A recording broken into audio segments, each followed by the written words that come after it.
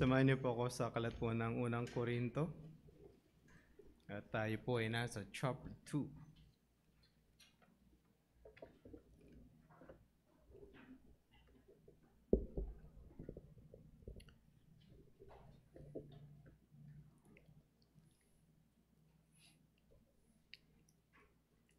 Second Corinthians chapter 2 verse 6.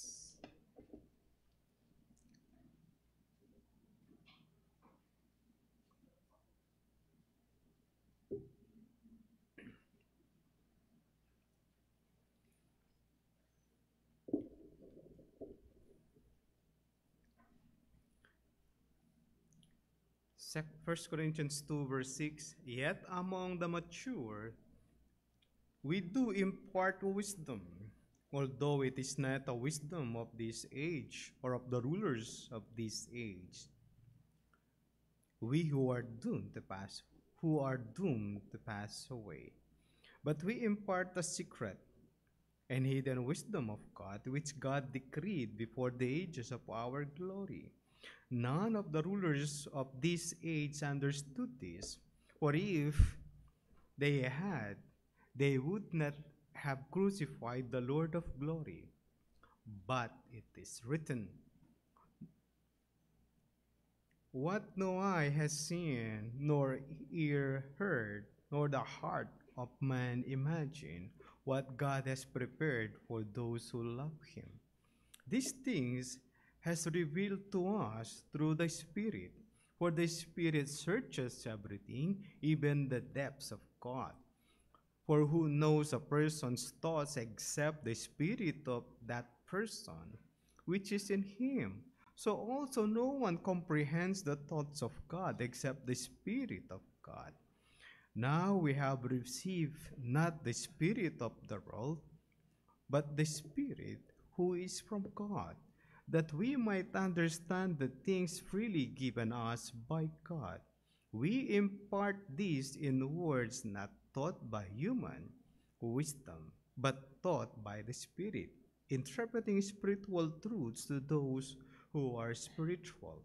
The natural person does not accept the things of the Spirit of God, for they are folly to him, and he is not able to understand them because they are spiritually discerned. The spiritual person judges all things, but he is himself to be judged by no one. For who has understood the mind of the Lord so as to instruct him? But we have the mind of Christ. Manalangin po tayo. Ama, kami po ay lumalapit at humihingi ng tulong. Pangunawa ay aming hiling at pagliliwanag ng kaisipan at puso sa pamamagitan po ng banal na Espiritu sa aming tanang sarili. Hindi po namin ito mauunawaan malibang kami tulungan po ninyo at magkaroon ito ng bunga sa aming mga buhay. Hiling at dalangin po namin ang mga ito sa pangalan po ng aming Panginoong Jesucristo. Amen. Mga kapatid, hindi pa po ako tapos sa discussion ng pagkabahabahagi ng mga taga-Korinto. At sa unang bahagi, ulitin ko po, nakuha ko na ang the appeal to unity, the cause of division, and then the reason for unity.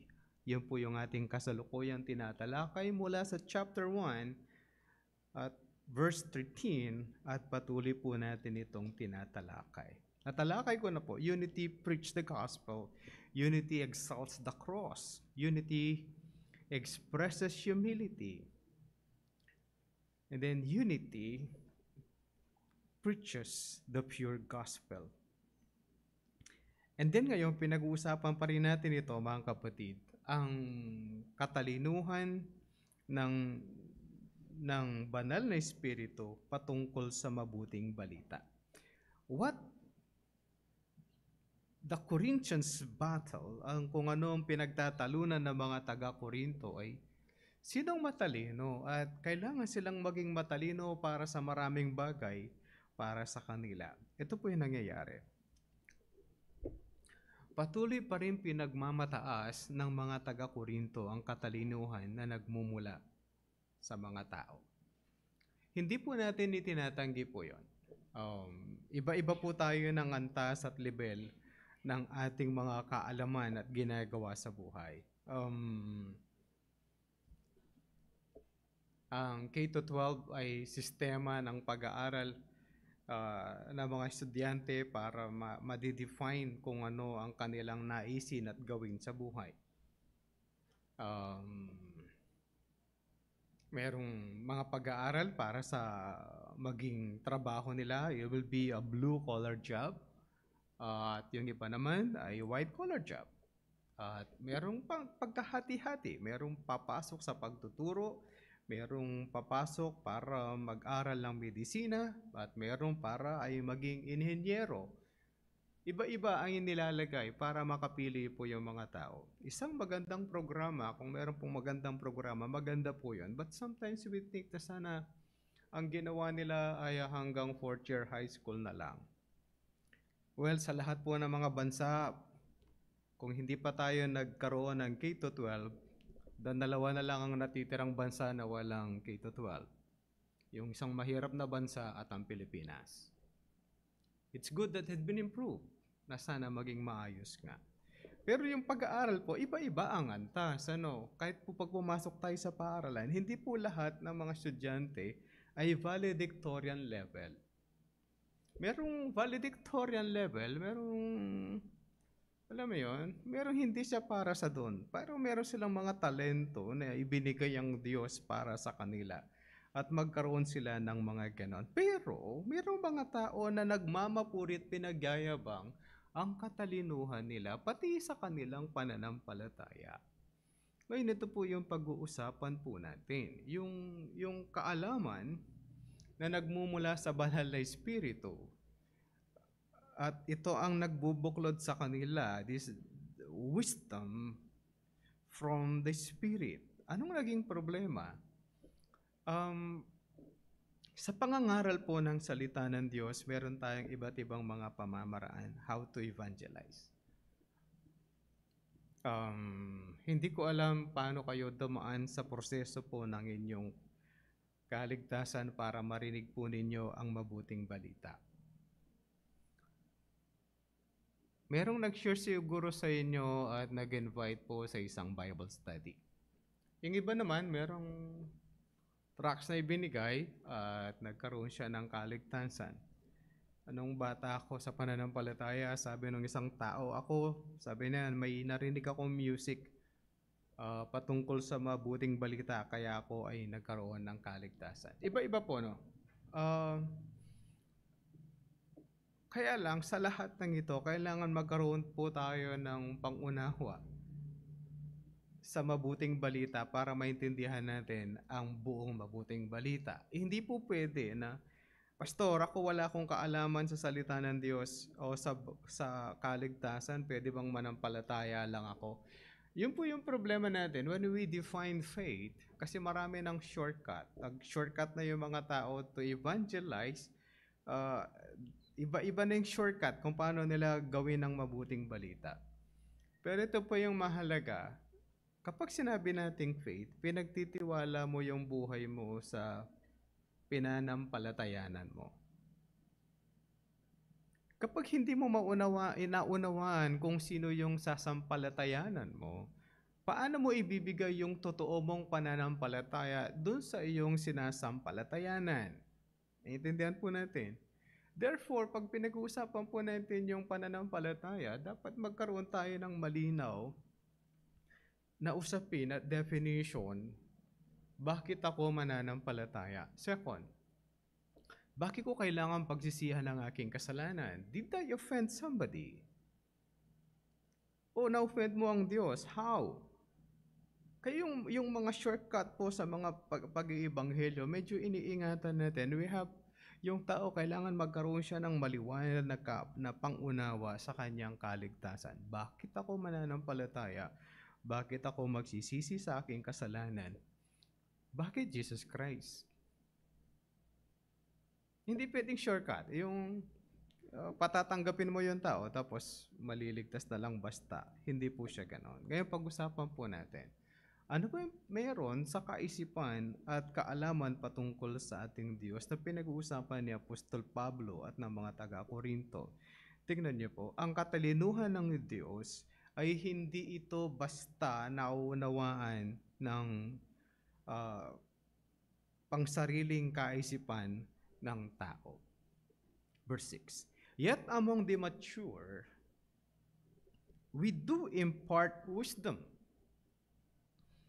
although it is not a wisdom of this age or the rulers of this age who are doomed to pass away. Anong gusto niyang sabihin? Sabi niya, yung mature dito, mga kapatid, hindi po ito patungkol sa mga tao na matatanda o malalim ang kanilang kaisipan patungkol sa pangunawa sa salita ng Diyos. O dili kaya maraming alam patungkol sa mga bagay-bagay sa mundo. Kaya sabi na, yet among the mature, we do impart wisdom.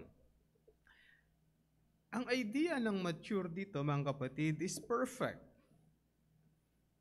Hindi ito yung tao na maraming kaalaman. Ang pinag-uusapan dito, yung tao na mayroong pananampalataya sa ating Panginoong Jesucristo. Sa ibang pananalita, ito yung mga tao na mayroon ng kaligtasan. Mamaya maintindihan po natin why mature ang ginamit. At ito daw yung ini-impart, yung katalinuhan. Sabi ni Pablo, we do impart. Ito yung kanilang ibinabahagi, yung salita ng Diyos. O yung wisdom, o yung katalinuhan ang ibinabahagi nila. Hindi ba ito, Pastor, patungkol sa kaisipan ng mga maraming bagay sa mundong ibabaw? Hindi po. Hindi ito yung we talk about science at sasabihin natin ito yung mga bagay-bagay patungkol sa science at ganito tayo katalino, etc. etc.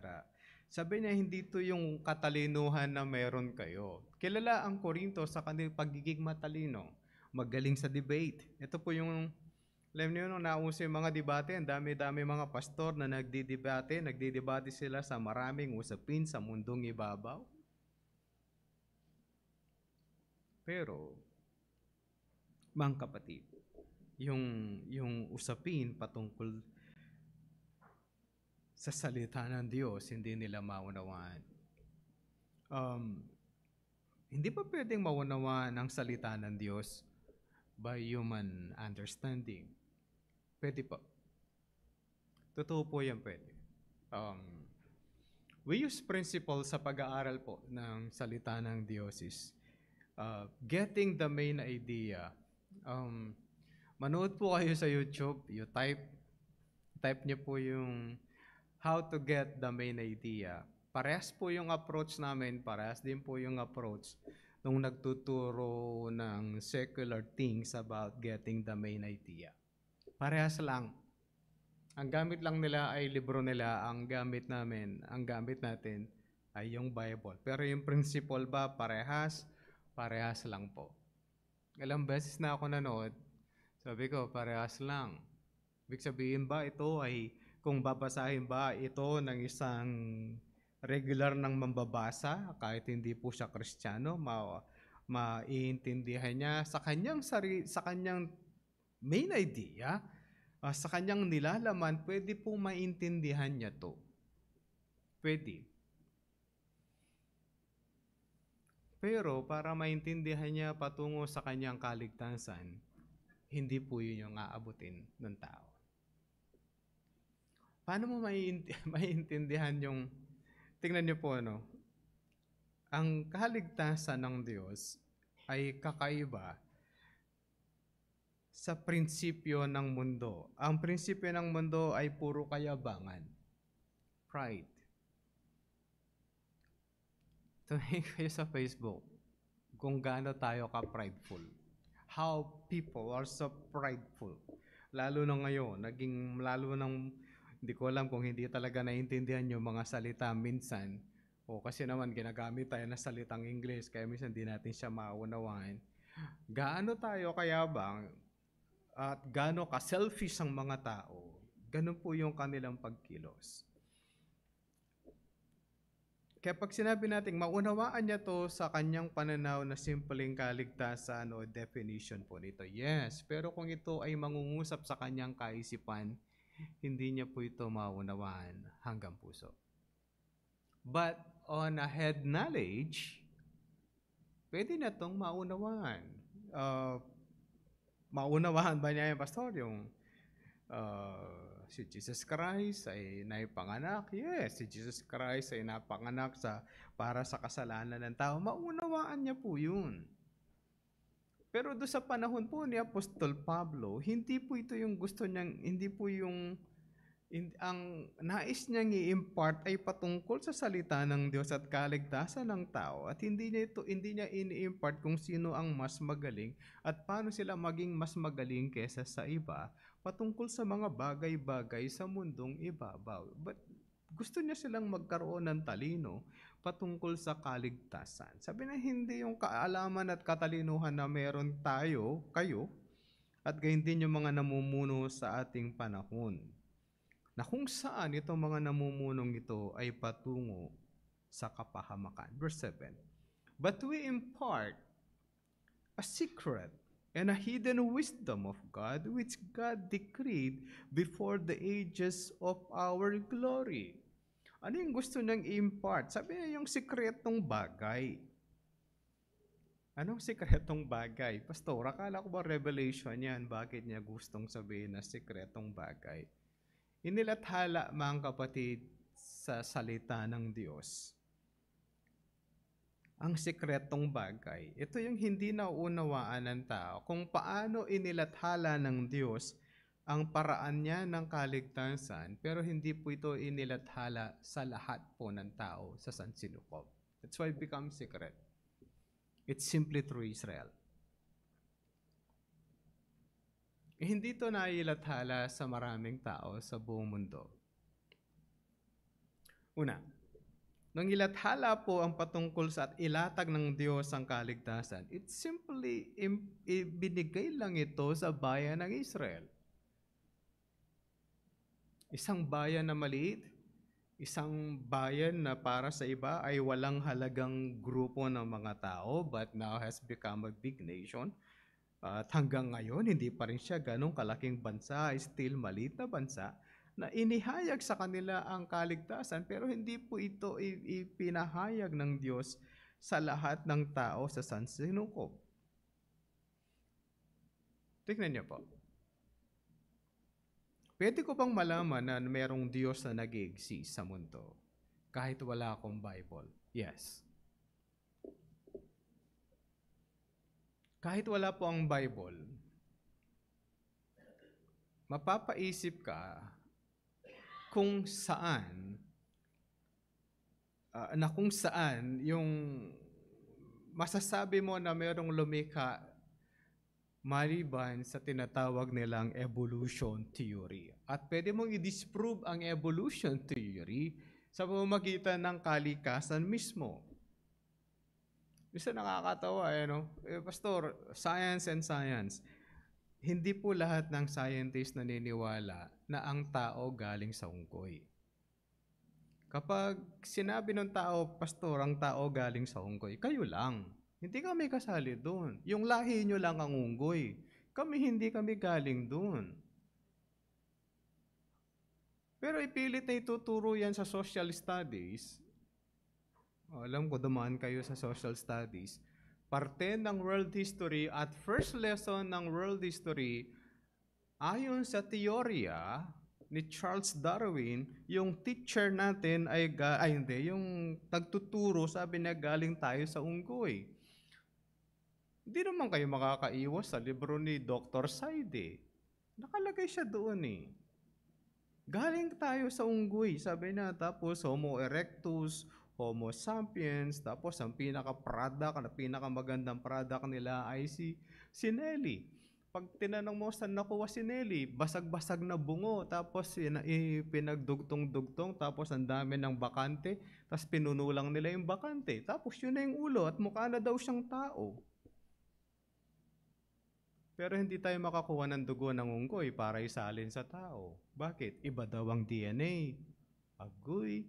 Akala ko ba galing kayo doon? Bakit hindi kayo kumuha ng dugo ng unggoy at isalin? O kaya dugo ng baboy at isalin? Kung talagang galing tayo doon, pero hindi. It's never been. O tapos yung palaka hindi naman siya napisa na yung mukha na siyang palaka. Hindi ka mukha ng aso, mukha na siyang aso kagad. Yung palaka hindi. Butete mo na. Tapos magiging palaka. Ang galing no? Yun palang sasabihin sa'yo, how did it happen? Oh, someone has designed it. Kahit po yung mga prutas po natin, yung prutas natin, karamihan, nilikha ng Diyos kapag hindi hinog matigas. Hindi mo siya makakain. At bibigyan ka ng sign ng prutas na pwede na siyang kainin at masarap na siya. At sasabihin niya rin sa'yo kung hindi mo na siya pwedeng kainin. Ang galing nung nag-design. Hindi na ibinigay sa atin yung saging. Paglabas ng saging, pwede mo na siyang kainin. Subukan mo lang. Pastor, pag bulaklak, pwede pang isisig po yan. You could go on that. Pero pag lumabas na yung saging, mapakla. Pero mahihinog siya, magbabagong kulay para sabihin sa atin, it's good. Ang galing na nag-design. Saan ka makakahanap? Nakukuha ka ng lalagyan, tapos ilalagay mo yung pagkain mo sa loob. Pag pwede na siyang kainin, magbabago yung kulay ng lalagyan. Tapos pwede nang kainin. Wala ganun kagagaling yung mga scientists natin, yun lang hindi magawa. Pero yung saging, kahit po yung aratiris, hindi mo makain yung green. Hihintayin mo muna siyang malapit sa red or red, then you can eat. Ang galing ng pagkakadesign. Kahit po yung strawberry, white, tapos pag nag-red, doon pa lang siya masarap. Can you imagine how good it is na merong lumika at pwede mong sabihin somebody has made them? Pero patungkol sa kaligtasan, maunawaan kaya ng tao. Tingnan niyo po, karamihan po ng mga bansa meron silang sariling Diyos. Diyosan. Ang Pilipinas ay tinaguriang marami daw tayong anito. Yes. Yung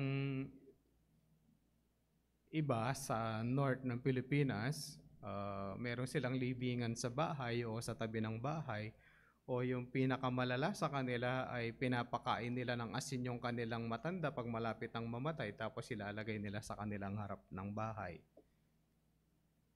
At sometimes they call their gods na sumanibulit yung kanilang matatanda doon. Kaya nga minsan tinatawag nila yung kanilang mga ninuno sa pamamagitan ng atay ng baboy at titingnan nila kung ano yung mangyayari doon sa atay at tinatawag nilang kanyaw. Yung iba naman ay gumagawa silang ng Diyos-Diyosa na ang itsura ay buhaya at pinapalo nila yon as their drums, but yun ang kanilang Diyos. Yung iba ay meron silang Buddha. Iba-iba sila ng pananaw. Sa kanila merong makapangyarihan sa lahat kumpara dun sa meron tayo na pangkaraniwan. Sumikat din sa Pilipinas yung tinatawag nating diwata. Yung mga diwata namamatay, tapos pwede pa lang siyang mabuhay, pero sa lugar ng mga mababait, meron pang masama. Baka di kayo nanood kahapon, ay nasang araw. Nasa lugar silang mabuti, tapos merong masama doon sa lugar ng mabuti. Nakakatawa din depende sa writer, kung ano yung gusto niya halo-halo doon sa nung writer. Susunod na, meron ng LGBTQ doon sa mga diwata, maghintay lang kayo. Alam niyo ba yon? Tapos ano pa yung naimbento ng Pilipinas? May sirena. Tapos may syokoy. Kasi walang kapartner yung sirena, hindi siya manganganak. Kailangan may partner. Lalagyan nila ng syokoy. Ito yung naiimbento natin kung anong mga bagay. At maliban pa doon sa evil spirits, na yung kapreng matangkad, kailangan nananabako. Yung lamang lupa na maliit, kailangan marunong siyang sumayaw. At yung sapatos niya, may patulis. Diba? At lagi siyang naka-Christmas Day, araw-araw. Mga kapatid, Sa simpleng pananaw at sa kalikasan na meron po tayo, sa halip na yung tao maniwala sa Diyos, ito po yung problema nila, no? They invented things. Kaya meron silang, pwede nilang maunawaan ng Diyos sa kanyang simpleng kaisipan sa pamamagitan ng sanlilika.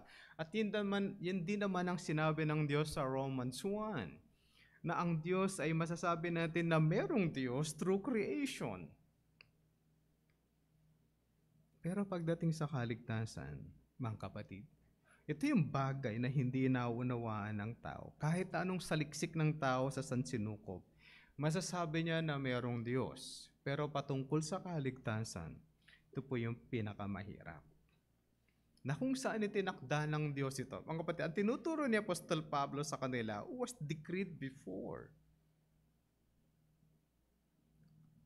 Adam pa lang, nagbigay na ng Diyos ng sign na mayroong darating na tagapagligtas. Kung bakit si Adam and Eve ay naghihintay sila ng offspring mula nung lumabas yung anak nila. Pag lalabas yung anak nila, sasabihin niya, this is the offspring of God, given by God. Ito yung binhi na ibinibigay ng Diyos. Ang problem is how it was imparted. Paano ito naibabahagi sa iba? Naibahagi ni Adan sa kanyang anak. Si Seth malamang-lamang naibahagi. And then naibahagi. And then, alam niyo pinaka-problema ng Kristyanismo is how we impart the gospel. Merong panahon na puputol po ito. Kapag yung mga Kristiyano hindi na nila i-impart o ibabahagi ang mabuting balita sa kanilang mga anak. As we move on, verse 8, none of the rulers of this age understood this. For if they had, they would have not crucified the Lord of glory. Ito yung masakit. Yung tinuruan at sinabihan patungkol sa salita ng Diyos, sila pa ang nagpako sa ating Panginoong Jesucristo sa krus. Of course, this is the Lord's will na maipako ang Panginoong Jesucristo doon sa krus ng Kalbaryo para bayaran ang kasalanan ng mga tao. Pero imagine, yung mga tao na bihasa ng Old Testament, sila yung nagpako kay Kristo dahil sa kanilang inggit sa Kanya. Dumamin tagasunod. At kahit po sa Kristendom, ito po yung nangyayari sa mga ministers. Maraming naiinggit sa mga malalaking simbahan kung bakit ginagawa nila at ginagaya nila kung ano yung ginagawa ng malalaking simbahan. Not knowing kung ano ang meron.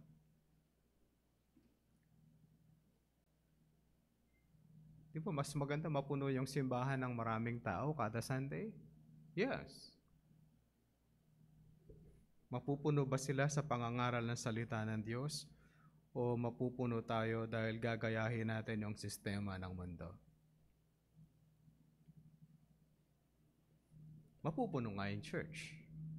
Pero gaano karami makakaunawa sa salita ng Diyos? Kaya yung nag-aaral ng salita noon in the Old Testament, na-miss po nila yung punto ng pagdating ng Messiah. Pero alam po nila yung mga propesiya. Alam nila na magmumula sa Bethlehem ang kanilang tagapagligtas. Alam din nila na magkakaroon ng malaking pag-iyak sa bayan ng Bethlehem sa pagdating ng panahon. Alam din nila na ang kanilang Messiah ay magagaling sa Virgin. Alam po nila yun. Alam nila pagkakalagay ng aklat ng Isaiah na ang pagdating ng kanilang tagapagligtas mula doon sa verse 40, 41, as you move on, hanggang matapos po yung tinatalakayang branch. Alam nila yon, but they missed the point. Ito nakakatakot sa loob ng born-again churches, naririnig ng mga mananampalataya o mga tao ang salita ng Diyos, but they neglect. Let's pray that the Spirit will work in them. Nawa ang Banal Espiritu kumilos sa kanila. Kaya sabi ni Pablo sa kanyang mga sinusulatan, galing po ito sa Isaiah 64 verse 6.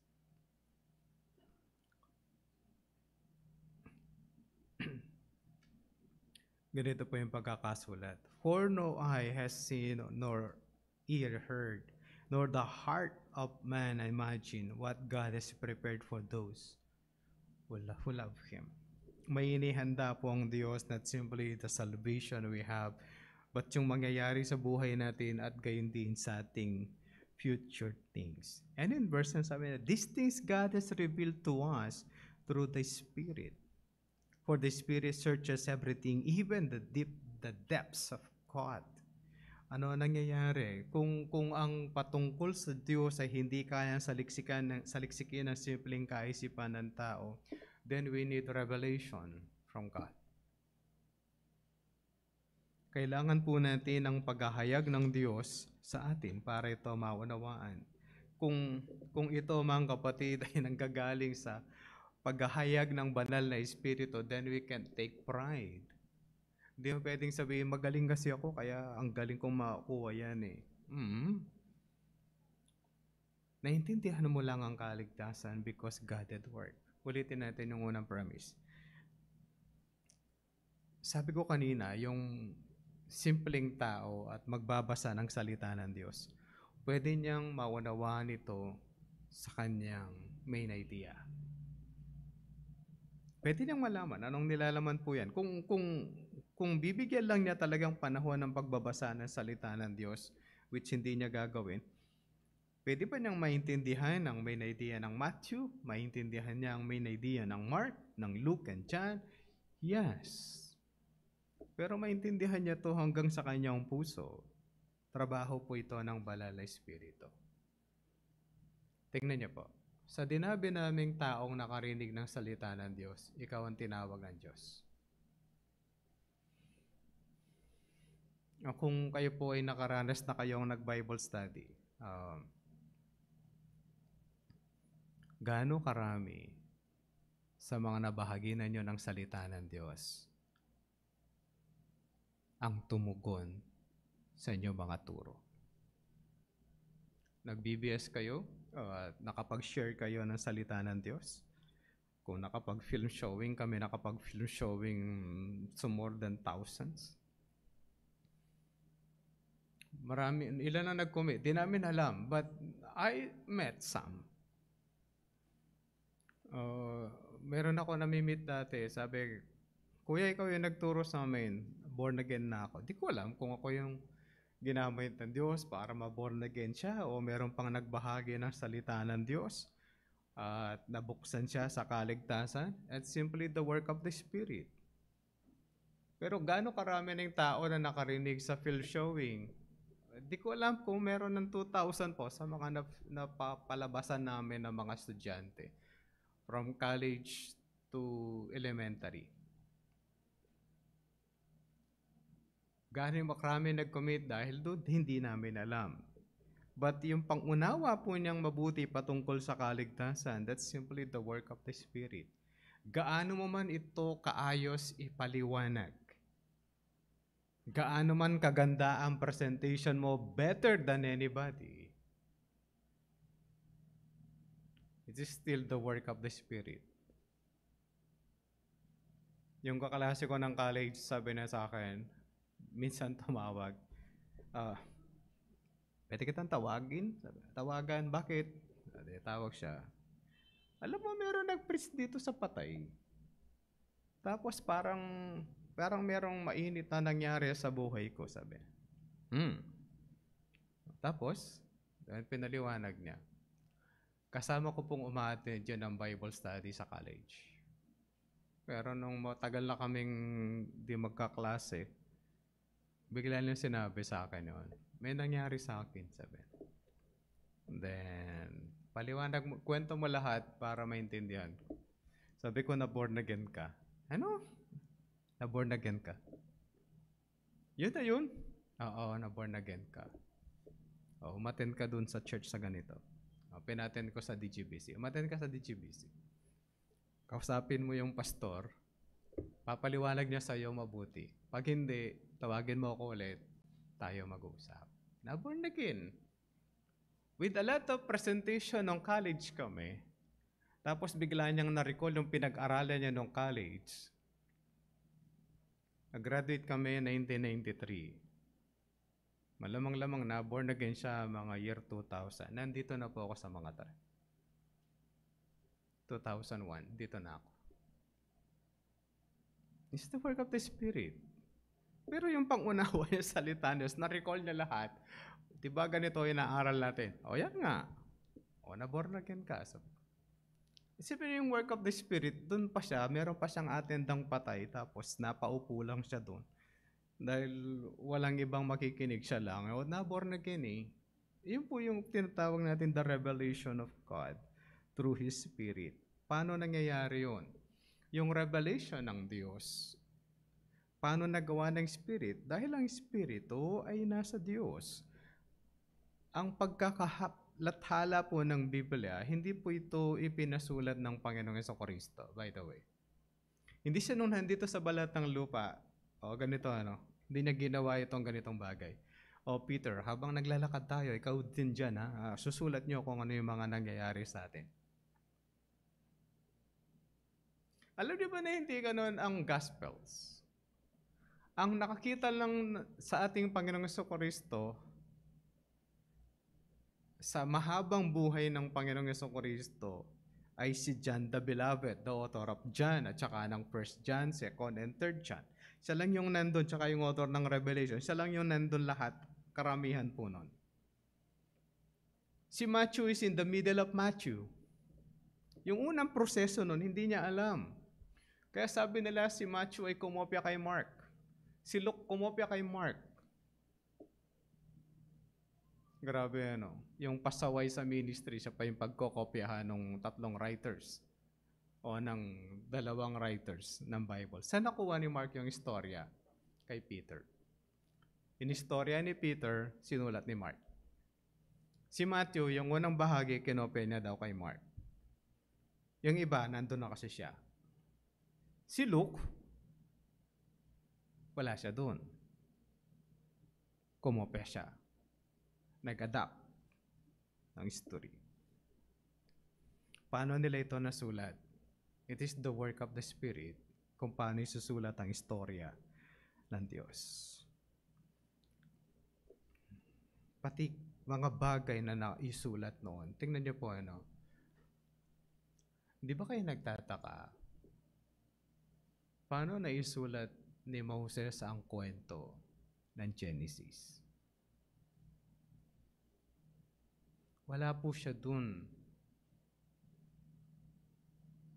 Yung aklat po ng Exodo, Levitico, Bilang, at saka Deuteronomio, naintindihan natin yun na naisulat niya talaga yun. Pwede niya tanong doon sa nanay niya, pwede niya sabihin, Nay, anong nangyari? Kasi pinapatay yung mga bata, anak, pinaanod na kita doon sa ilog. Tsetsempohin ko rin naliligo yung prinsesa, kaya doon kita pinaanod. Pinabantay kita kay Miriam. Tapos si Miriam, tinanong niya kung gusto niyang tagapag-alaga ng mga Hebreo at kinuha ko si nanay. Alam niyo yun? Pero yung pagkakaligay ni Moses doon, siyempre, it's the work of God. Pwede na siyang patayin right there and then. Di naman kailangan ng maraming bagay para patayin. Laglag mo lang, tapos na si Moses. Pero Moses was caught up to the river. Pero paano yung kwento ni Moses yung Genesis? It's 400 years ago. Hindi na nga kilala si Joseph eh. Naalala nyo? Si Joseph hindi na kilala sa panahon ng Exodo, kaya pinahirapan po yung mga Egyptians, mga Egyptiano, ang mga Israelita. Paano isulat? It is the revelation of God ayon sa Peter, na kung saan kumilo siya sa buhay ng mga writers to write the revelation of God. Can you imagine? Yung kwento ng Genesis isusulat para i-encourage yung mga tao sa panahon ni Joshua. Para ipakita ng Diyos na makapangyarihan sa lahat ay ang kanilang Diyos na nagdala sa kanila sa promised land. At dahil lang banal na Espiritu ay Diyos at kasama ng Diyos, kaya niyang isulat yung mga bagay-bagay patungkol sa Diyos. Minsan parang, Pastor, pagkakasulat ng Genesis, ganun lang. Yes. What is the goodness of God? Verse 11. For he knows a person's thought except the spirit of that person, which is in him. So also no one comprehends the thoughts of God except the Spirit of God. Parang nawawala rin kayabangan natin, ano? Magaling ka sa maraming mga bagay, pero patungkol sa salita ng Diyos, we have to trust the work of the Spirit. Verse 12. Now we have received not the spirit of the world, but the Spirit who is from God, that we might understand the things freely given us by God. Bakit natin naunawaan itong salita ng Diyos? It is because the Spirit works.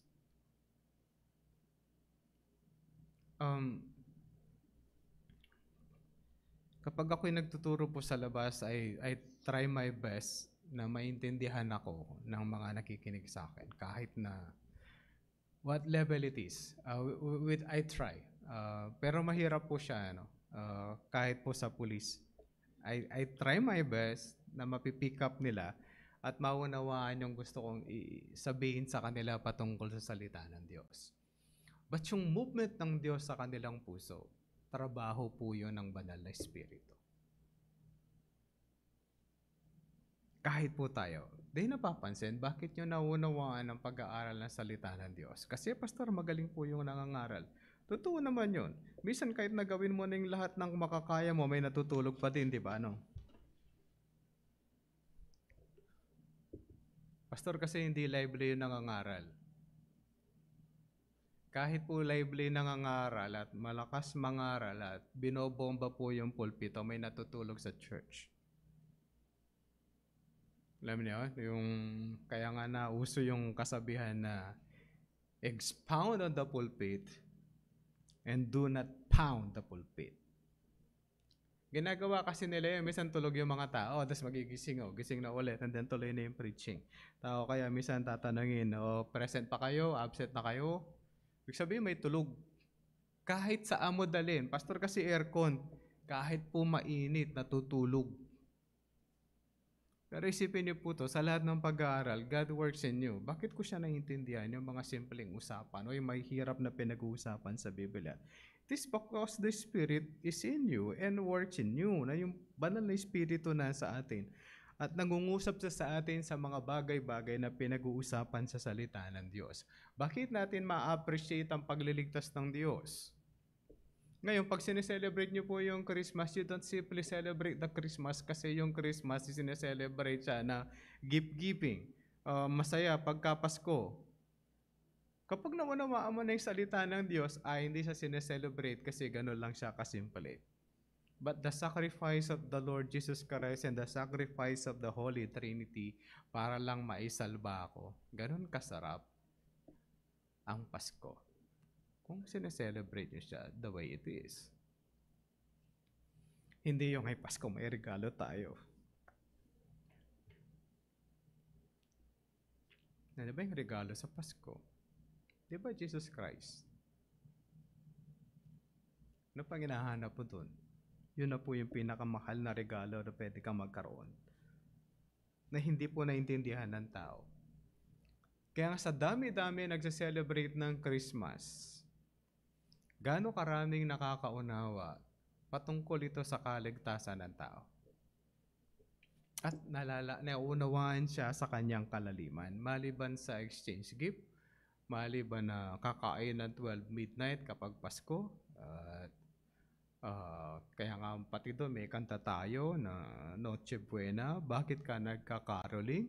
Hindi ka nagkakaroling kasi may nare-receive ka. Nagkakaroling ka because you want to share good tidings. Yung nakakaunawa sa Pasko, they share good tidings. Yung iba nagkakaroling kasi meron silang bibilin. At may pang Pasko, pang celebrate ng Pasko after the caroling, o may pang inom yung iba, depende kung anong gusto nilang gawin. At yung iba may dalang envelope, biglang kakanta para sa'yo. Tapos pag hindi ka nagbigay, sasabihin niya sa'yo, bibigay niya yun sa church. pinangsusulisit ang church for that. Or merong certain project. Akala ko good tidings. Ba't ka nagbe-benefit? Verse 13. And we impart this in words not taught by human wisdom, but taught by the Spirit, interpreting spiritual truths to those who are spiritual. Sino yung nakakaunawa ng salita ng Diyos? Yun lang pong may Espiritu ng Diyos. Uli. Sabi mo, Pastor, na pwedeng maunamaan yung Bible ng iba? Pwede po. Pero yung kalaliman po nito hanggang sa kanilang mga puso, it's simply the work of the Spirit.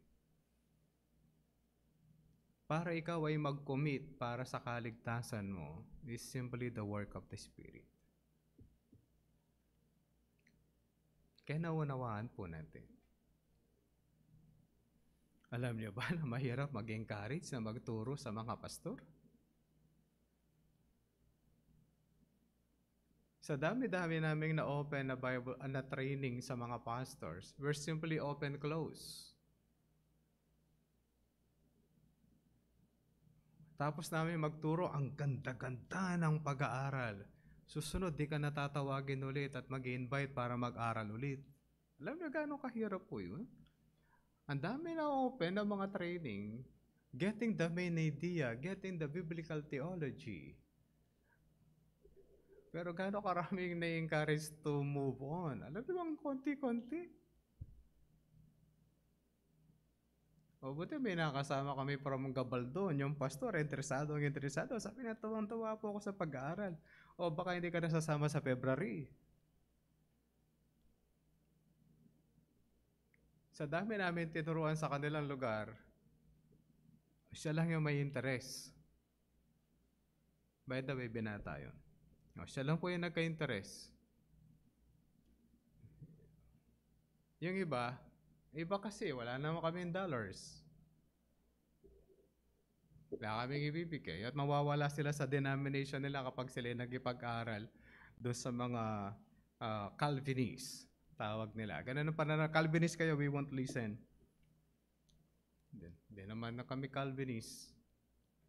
Ang hindi maintindihan ng tao, ang lahat po ng theology, pag narinig niyo po yung systematic theology, pastoral theology, okay, lahat po ng theology, study about God and the Bible. Ang foundation po ng lahat ay biblical theology. Mali ang yung systematic theology kapag mali ang yung biblical theology. Ayon po yan sa mga theologian. The foundation of all theologies is biblical theology. Yan tinuturo namin. Sabi nila, Pastor, mahirap. O talagang mahirap. But we have to pray na maunawaan po yun.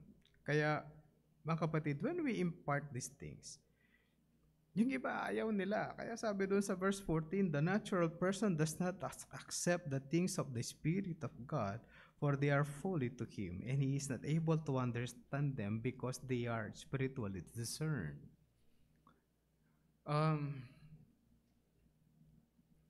Pag nagbahagi tayo ng salita ng Diyos, lagi niyong tatandaan to. Pag nagbahagi kayo ng salita ng Diyos, kung hindi po yan Kristiyano, hindi yan nag-work ang Spirit sa kanya, spiritually dead po yon. Hindi niya talaga naunawaan. Paano niya naunawaan, Pastor? And that's the work of the Spirit. Kapag ang Espiritu yung nag-work, ibabahagi mo yung salita ng Diyos, magtatrabaho ang banal na Espiritu dun sa tao, doon pa lang niya maunawaan yung salita ng Diyos. Alam niyo po sa buhay niyo yan. Naunawaan mo ang salita ng Diyos, sa dami-dami mo ng beses na nakinig, mayroong panahon na magkukrus kayo ng landas ng Diyos, nasasabihin mo na sa sarili mo, paano ko magsisi, paano ko mananampalataya. When you came there, nagtrabaho na po ang Espiritu sa'yo. Kaya naintindihan mo na siya sa puso mo. Pero yung iba, ang pag-aaral ng salita ng Diyos, aral-aral lang. Hindi sa totoong pag-aaral ng salita ng Diyos. Kaya mga kapatid, huwag kayong magtaka. When we impart the word, hindi po lahat mauunawaan ito sa kanilang mga puso. Dahil yung tao, bulag talaga sa salita ng Diyos. Pero hindi sinasabi ng Biblia, Pastor, hindi na tayo magtatrabaho, hindi na tayo mag-i-impart ng salita ng Diyos. Malay mo, dun mag-work ang Spirit kapag nagbahagi ka. At mag-work ang Spirit when the Word is preached or shared or impart. Kaya hindi po tayo pwedeng tumikil. Pastor, trabaho naman pala niya. Oo, gagamitin ka niya magtrabaho para doon. And then He will work.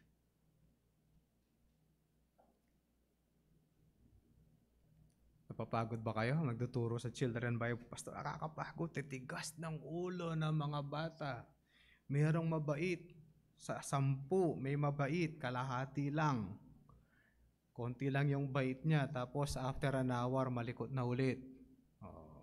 Party po yun. Ganun ka din naman dati. Ayaw mo ring makinig, but God at work in your life. Karon din po yung mga tao, ayaw nilang pakinggan ng salita ng Diyos. Verse 15, the spiritual person judges all things, but he is himself to be judged by no one. Sa kaligtasan po yun. Verse 16, for who has understood the mind of the Lord, so as to instruct him? But we have the mind of Christ. Bakit natin gustong gawin ng mabuting balita? Because of the working of the Spirit. Tingnan niyo po yung 10 Commandments. Karamihan po ng nasa Christendom, alam ang 10 Commandments. Pero totoong Kristiyano lang ang susunod doon. Because you have the mind of Christ. Kaya mga kapatid, yung mga mayayabang na mga Korinto na sinasabi, magaling kami at higit ang aming kaalaman kahit na sino sa inyo. Ang patungkol sa kaligtasan ay holy work of the Spirit. Naunawaan mo ang salita ng Diyos because God made you understand. Nagkaroon ka ng kaligtasan at naunawaan mo ang pagliligtas ng Diyos, hindi dahil magaling yung nagbahagi. Naunawaan mo siya kasi kumilos sa iyo ang banal na Espiritu para maunawaan mo siya. When we share the gospel, huwag po tayo manghimagot. Pastor, nakakapagod eh. Hindi naman yata ako iniintindi ng tao na binabahaginan ko ng salita ng Diyos. Hihintayin mo ang work ng Spirit. Kung siya ay tinawag ng Diyos sa kaligtasan, maboborn again yon. Pag hindi, gagamitin ng Diyos yun para hatulan siya sa pagdating ng panahon at ipakita sa Kanya, binahagi ang salita ng Diyos sa iyo, hindi ka nanampalataya. Therefore, patuloy ang judgment sa iyo. Kaya mga kapatid, huwag tayong manghimagot. Huwag din tayong magmayabang, marami tayong alam. Galing lahat ang katalinuhan sa salita ng Diyos sa pamamagitan ng Espiritu. Analangin po tayo. Panginoon, salamat. Totoo nga na walang pwedeng ipagyabang ang mga tao, mga mananampalataya, patungkol sa kaligtasan. It's your work. Pati pangunawa ng salita ng Diyos, trabaho mo po. Hindi namin ito trabaho. Pagbubukas po ninyo, we study, but you work on our minds para magkaroon po kami ng insights, para magkaroon kami ng illumination. It is your work. Hindi kami pwede magyabang dito. Higit kami sa iba. Kami ay nakakaalam dahil tinulungan niyo po kami at binuksan ang aming kaisipan at puso. Tulungan niyo din po kami na maging mapagpasensya sa iba. Tulungan niyo din po kami maging mapagkumbaba na hindi po namin taglay ang lahat ng katalinuhan sa mundong ito. Bagkus ito ay galing lahat sa iyo. Tulungan niyo rin po nakakarinig sa amin pong pangangaral. Buksan po ang kanilang puso at kaisipan at matamasa po nila ang kaligtasan na nagmumula po sa inyo. Sa pangalan po ng aming Panginoong Kristo, ito pong lahat ang aming dalangin. Amen.